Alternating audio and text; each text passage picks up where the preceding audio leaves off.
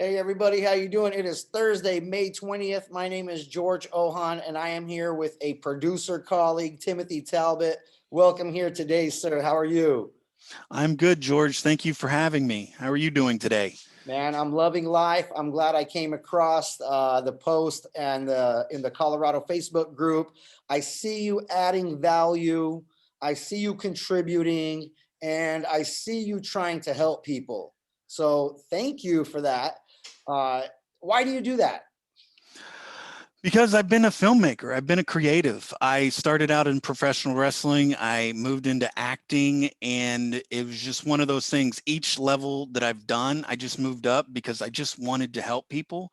And if I've taken on the mistakes or I've made the mistakes, I want to curve them and don't spend so long, trying something that, might it's not going to work. It's just simply not going to work because I've done it. I'm going to tell you, don't go that route, do this route.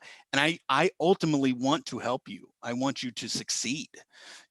I want you to get there fast. I don't want you to do it in 10 years. I want you to do it in 2. That's right. That's right. And I think a lot of people don't realize when they come to a person like you, developing producer, consultant, and they don't realize, hey, I'm about to save you about 5 years of your life. I'll even do you one better. I'll save you possibly 10 years of your life and $500,000 because that's what I did. I spent 10 years chasing a bunch of things, doing a bunch of things. Yes, it was all learning, and I did make some feature films out of it. But in the end, I mean, I spent $500,000 saying, okay, let's not do that again. That's the truth of the matter is people come to me as a digital marketer, as a film producer, and I do something in 30 minutes, knock out a blog. And they're like, well, why did that cost $200? I'm like, well, it's taking me 7 years to learn how to do that in 30 minutes. If Yes. you tried to go do that, it would take you probably 7 days to do the same blog. Or you longer when you like, I don't know what to write. I'm just gonna wait, go do something else, Or pick up your never. phone. Yeah, or never. I got to do something else. This is not for me. Sure, great It's point. about Great trying. point. Uh, what what type of mentorship has been the most useful for you? What type of, maybe it hasn't been like a specific mentor, but who's really helped you? Who's provided some leadership, some guidance for you along your journey? Who have you learned from? One of the top guys is Tom Malloy. He's a big financing guy. He runs Glass House Distribution. I was able to meet with him about 5, 6 years ago, right when he started his company, and I just finished my first feature film. And from there, I've just been able to try to work with him. And over the last couple of years, I was able to give him a project, start talking to him, develop with him, start, picking his brain, seeing what he's doing, you know, definitely trying what he's done before, tweaking what he's done, seeing how it works for me. Another person, I do listen to a lot of people. I do follow a lot of people. Another guy is Frank Osama, as I came across. I got to spend some time with him personally. Um, uh, God rest her soul, I did meet somebody that was in product placement many, many years ago, and her name was April Freeman, and we were working on a project together. So she taught me a lot about uh, product placement and how to do it and things like that. So there's been a number of people's articles, there's a lot of there's good information out there, but there's just a lot of fat, out there too.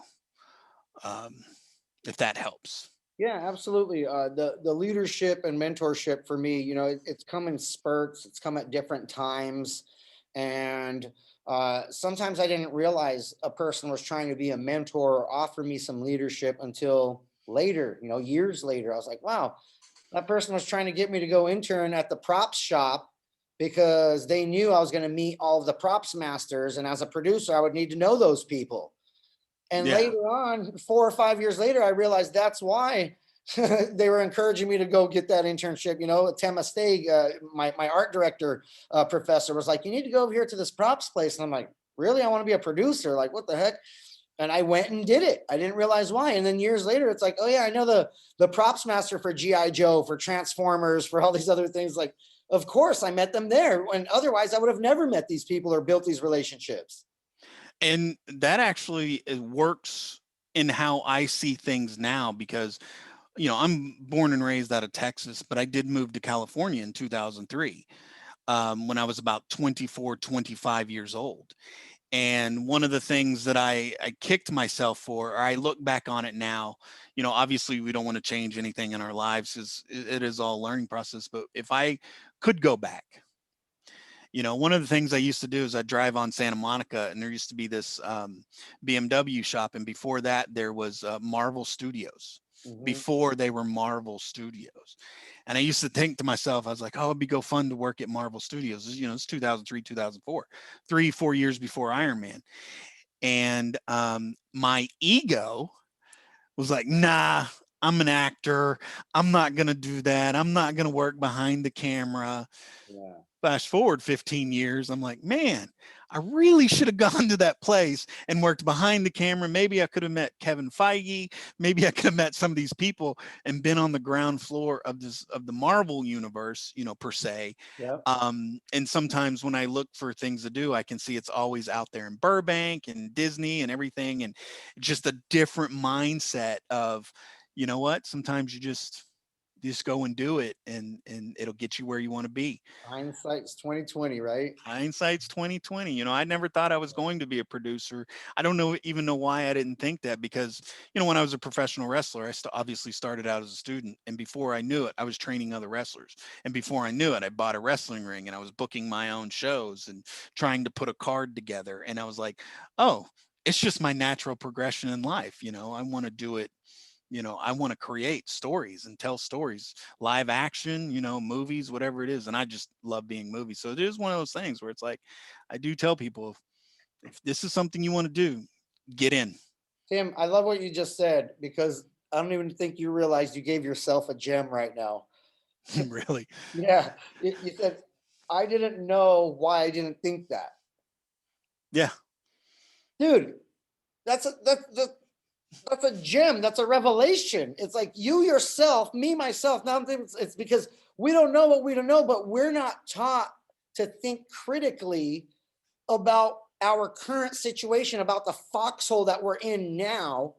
And Mm-mm. and the mistake I made, now that you said that, it's like I realized a lot too. I just learned a lot just from that statement. It's like, oh yeah, when you're in the foxhole and you're taking that fire, there's smoke and dust around. You're not taking commands from the generals or from the captains and from other people. You don't even want to hear anything, but you should be.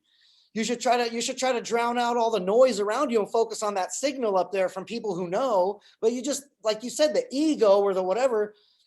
Anybody who's watching this video, kill the ego, go for it now, because eventually 15 years later is going to come up and you're going to wish you did it. Oh yeah, it's what it happens with filmmakers. And I looked at your resume and I saw that you've done a lot of short films. Now, I don't know if you have produced all of them out of pocket or not, but you've done, I don't know, probably $50,000 in short films, Way you more. know, way more, right? Well, there's a lot of people that'll sit there and be like, well, I'm going to make this short film on my iPhone for $1,000, and then I'm going to get my $1 million contract. It's like, big step there, dude. That's not what you want to do. If I could tell you, hey, do one or two, get them out there, learn some stuff, spend a few $1,000s, but then you're also going to have to invest in yourself to do this. Then that's what you need to do. And maybe, you might like all of your short films and you might like everything you do, but it's only going to move you so far. One of the things I like to I tell like people very is, few of my short films. and most people don't. And what I understand that there is a get out there and shoot type attitude, and it's cool in the beginning. I did it. One of the things I like to tell people, like, I used to play basketball. That was my thing. I used to do a lot of basketball playing when I was younger, and I was like, you can go to the rec and you can become a great rec ball basketball player. Mhm. But then if you go to another place that's not rec level, maybe you're good, maybe you're not. Yeah, But maybe most of you the get. time, maybe you can go from the rec to the park. Well, the park level basketball player is different from the rec level. And then if you go to like organized sports, they probably will whoop you. Like the and one people, they're really good at what they do. But if they got next to an NBA team, you know, they would get rocked. I see what you're saying. And here's the thing, the way I like to explain it to people is with filmmaking, there's no barrier to entry. Mm-mm. There's no barrier to entry. So as soon as you're in, at the moment you say, hey, I'm going to start writing a screenplay, your competition is Spielberg, just so you know. Oh, yeah. F. Gary Gray, Tyler Perry, these guys, they're your competition immediately. You're telling me you want to get into this entertainment business thing, into the Hollywood thing. Those people are your competition. So just so you know. The studio's going to look at them. You got Joe Smith. I have this amazing story about these, cars that change into robots. It's going to be live action. And they're going, okay, we got this same story from Michael Bay. Mm-hmm. Exactly. I'm going to make Michael Bay, and that's at the studio level. I think that there is a place for obviously independent filmmaking. There'll always be a case made for the independent filmmaker. But, if you do want to make your story, and I used to say like this, I also play a lot. I used to play a lot of poker. I want a seat at the table. Well, you got to ante up. You gotta be able to put money down on the table to get in the game. Mm-hmm. And if you can't go to the World Series of Poker and pay $10,000 to play in at one time, you got to do satellites, and you earn some cred with what you do. And that's how you get a seat at the table, and if you want to go to the studio level, you ain't doing it from $1,000 iPhone movie. You're going to do it because you did something and they're going to take notice.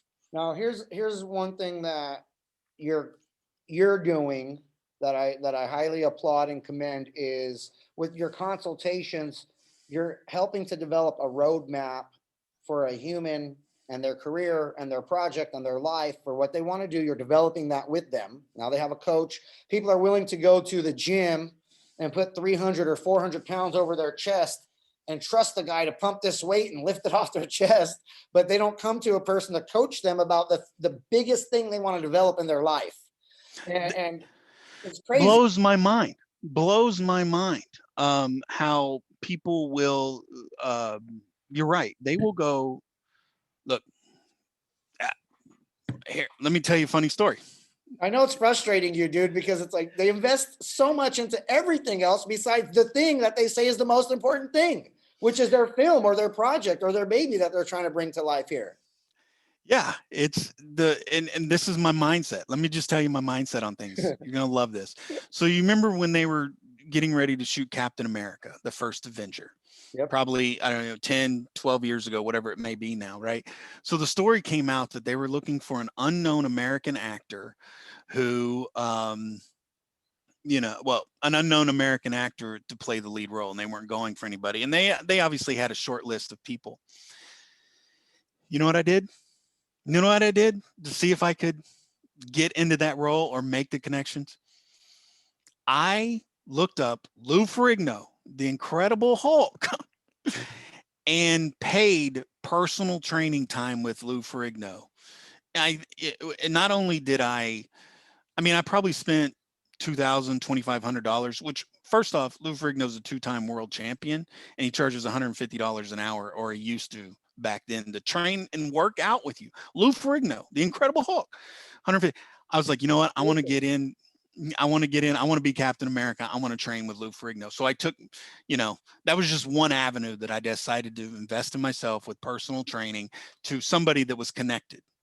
I did a bunch of other things to try to get that audition. Obviously, I never got that audition. But it is one of those things where you do have to make a commitment in that road, because people won't do it. They can go to YouTube and they can watch a video and says, put this filter on your camera, get this free editing app and you got a movie made. Yeah. But you're just going to be a wreck basketball player at that point. Did you build a meaningful relationship with Lou? Do you feel like in that time spent working out with him? I did at that time. It's been a long time since then. He probably doesn't remember me now. I'll never forget that time together. I was a huge fan of the Incredible Hulk. One of the things, Lou was a very funny guy. He used to tell me, he was like, I like you. He was like Stallone shooting like Expendables 2. And then he would be like, you should get in that. I'm like, make the call. Yeah. Make the call. Yes, let's do it. Make the call. I agree. I concur. Yeah, absolutely. Absolutely. I will do that. You make the call. But yeah, it was meaningful time. It was just an avenue to take. I mean, it was just something that I tried to do. When I look at the wins and losses of what I've tried to do, that's in my win column. Yeah, You know, definitely. The fact that we're talking about it here today, and this story is helping to market your services as a consultant to help build your story, to add some depth into what you do and what you've done and why you're the guy I should pay to learn from. It's amazing. You know, yeah. you paid $2,500 just to work out to prep for a role. That's a high level of discipline and commitment there. I wasn't even prepping for a role. Prepping to possibly get the audition. I was prepping to get an introduction. Yeah, that's right. That's the Prepping to get an introduction. There's, Tim, you know that's what? what it takes. Yeah, That's that's what what it it takes. takes. It was the value, the commitment. Say, you know, I don't know what's going to happen. I mean, it's Captain America. It's a huge role. At the time, they wanted a 32-year-old white American, right? And at the time, I had literally just turned 33, like 1 month before. You're And like, I'm "What? 6'4". I'm 6'4", 220 pounds. I'm like blonde hair, blue eyes. Like I'm it. I'm your guy, Yeah. and I'm unknown. So it was an opportunity. Woo, I'm unknown. Yeah, I'm unknown. Let's do this. Yeah. You Okay, know, I got this here. I liked when you mentioned the short films. So a lot of people, they go back and they look at my IMDb, they look at this, they look at that, and they really can't decide, well, who is this guy? His LinkedIn is one thing, his this is that, his that. I'm a Renaissance man, and I've tried not to pigeonhole myself in anything in Hollywood and Los Angeles, and I think I've done an okay job of that. But overall, when somebody says, "What do you do?" I say, "Whatever it takes." That's my response. And like, jack of all trade, master of none. and producing is what I believe I've excelled at, and what I am and who I am, a producer, and I love it, and it's fun, and I don't need to be on a film set. As a matter of fact, my energy sometimes is a little bit too high and too intense to be around the director and the actors and everybody once it's actually the art and the creativity and that time to really create that thing. I need to excuse myself from that party sometimes, because me just showing up, people are like, "Oh, there's George," and I'm like, woo, and I'm not trying to mess up the energy, and I know that, so I got to be the bigger man about it and excuse myself from my own project, because I don't want to compromise the performance or something else going on. you know uh, One thing that I think a lot of people should ask themselves: what business am I in? Okay, independent filmmakers, independent actors, talent, director, producer, all these people, they make a huge mistake. They never ask themselves, what business am I in? They think, "Oh, I'm in the film business." Oh, okay. So what is the film industry? Are you in the entertainment business? Are you in the marketing business? Are you a digital marketer? Because Fulton Film Company is my business, and my business, Fulton Film Company, does something different than George Ohan, the producer and consultant. We're two different things, and we do two different things. Just, putting that out there. So when I'm producing a short film, it's because the business that I'm in, I'm very clear about the business that I'm in. I'm a consultant, and I sell my consulting services. So every time I create a short film, that is an audition for 30 people who are on set, and they see how I rock and roll. They get to see me in action. They get to see me out there doing what I do, moving and creating this project, and putting together this harmonious and fun film set. And they're like, "Oh my God, George is the man. He's a cool producer." And I didn't do a Captain America. I just made a short film. But what I realized early on in my career was, when you finish a short film, it's a wrap. When you're done with that thing, it's like this: we just graduated college together. We just graduated high school together. It's this cohort. It's this alumni. And whether we liked each other or not, whether there was beef or there was tensions or whatever, but this film's over, I love you. And it's like we have this special unbreakable bond forever because a film was made, a special thing has been created forever that can't be taken back. So that's the business I'm in. That's why. The why is George making 30 short films, because every time I create a short film, I get hired 2 or 3 more times by other people who need me for my service. My short film is my marketing, is my advertisement for me to continue to work in my business, which is consulting.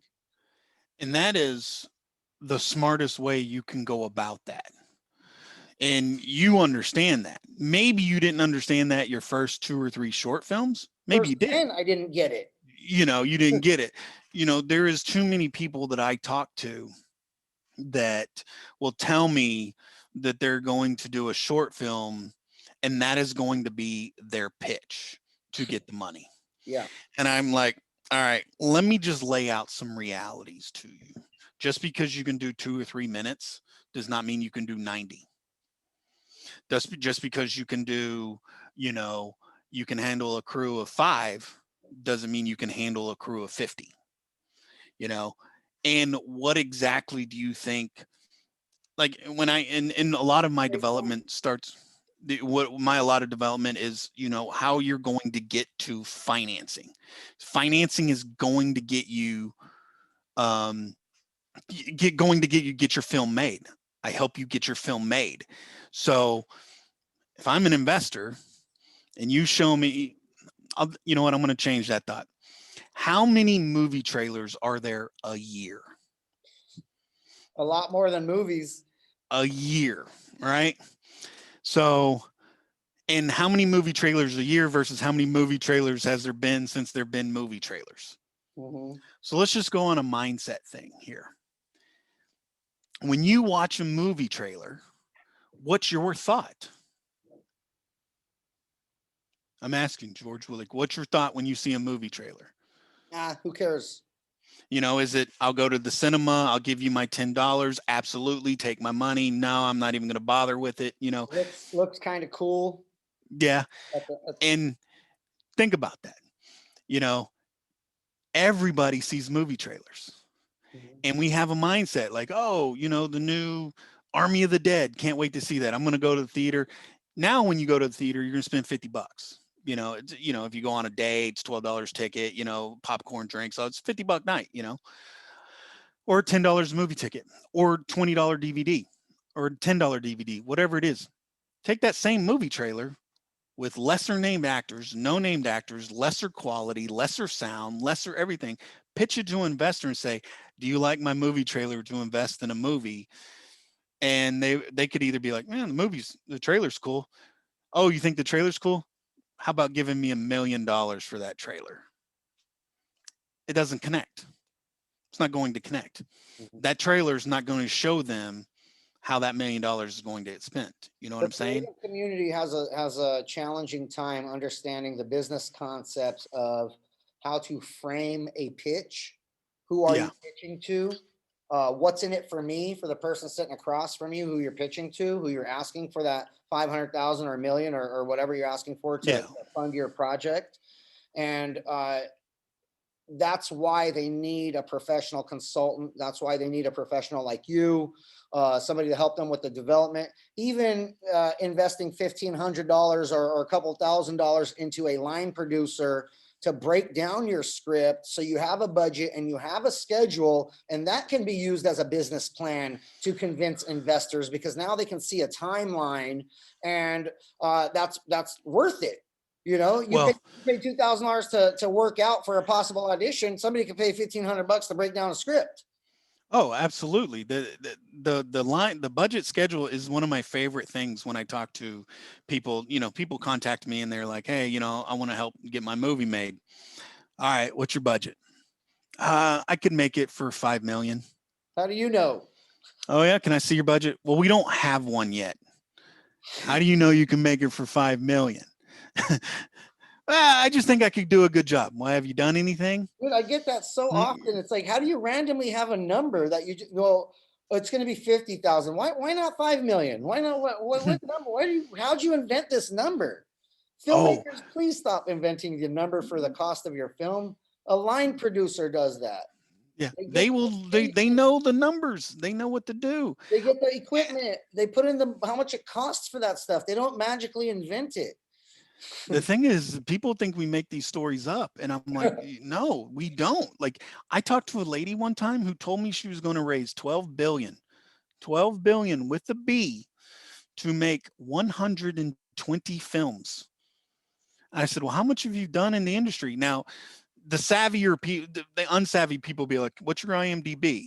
First off, the thing with IMDb is it's nice, but that's really more for vanity. You don't need to keep up with that for anybody that's watching. But when hey, Haters, how much? okay? Yeah, when they're going to judge you on what your IMDb is, they're not the person you want to work with. But I asked this lady, I said, what have you done? Nothing. I said, you're going to raise $12 billion. She said, yeah, my first movie is going to be $60 million with Gerard Butler, and I'm going to pay him $30 million. And I'm like, Gerard Butler's not a $30 million guy. You know, he's not. You're a hater. And she, I mean, You're she, killing for, dreams, and bro. I was just like, I was like, thank you for your time and good luck. Ignorance is bliss. Oh, Sometimes look at sometimes when I'm speaking to people about their project, whatever, I truly know they're coming from a place of innocence and unknowing. mm-hmm. And that's fine. More love to you, and we're gonna help you get there. I know they're part of the tribe. I know they're part of the wolf pack. We're gonna build them up so we can all be competent filmmakers together. But Absolutely. sometimes it's like, dude, he or she didn't even try to get any information, didn't even try to improve this thought or what they're about to tell me, and they're just spewing it like it's the answer, and they're not willing to budge from their position. And that's like, dude, why are you wasting my life? I have children. Like, That was a $30,000 mistake that I made doing that one. yeah, Working with somebody who was not willing to move. And I was just like, oh, not again. there's a lot in this business. We're going to go ahead and keep this video short. We could go on about this for years and years. Oh, yeah. I do want to alert people to highly consider coming and at least starting a conversation with you, a little mini consultation to see if they're even a good fit for you to onboard them as a client. With the connections that you have, with the resources that you have to different people in Hollywood, with distribution, with talking to me, with Mark Bovey, Vetflix, John Duffy, line producer. I mean, all these different people who we know that we could connect somebody to, we can leverage for the right project. The conversation is the first part. Oh, yeah. We have to Absolutely. talk. We have to get on understanding mode and just say, okay, what is this thing about? What do you have? Is this even a good fit for us? Because I'm not the best consultant for every project, and you might not be either. No, I'm not. I mean, there's projects I don't understand that are, that do well. I ask certain questions. I dig a little deeper. I get your mind thinking. I Mhm. want you to think, and that's where I'm going to start judging you. Not judging you. That's not the right word. That's where I'm going to start saying, okay, That's the how is this evaluation person phase. We're going to see if it's a evaluation? good fit. Because I start at the script level. That's right. I do start at the script level and say, okay, you know, do you hit these points? What is your goal? What is the idea? And it's really to get people to say, okay, thinking, honestly, to work smarter, not harder, It, and don't waste that time. it's awesome that you're doing that with the script level, understanding if the story is even there. Should we even move forward on it?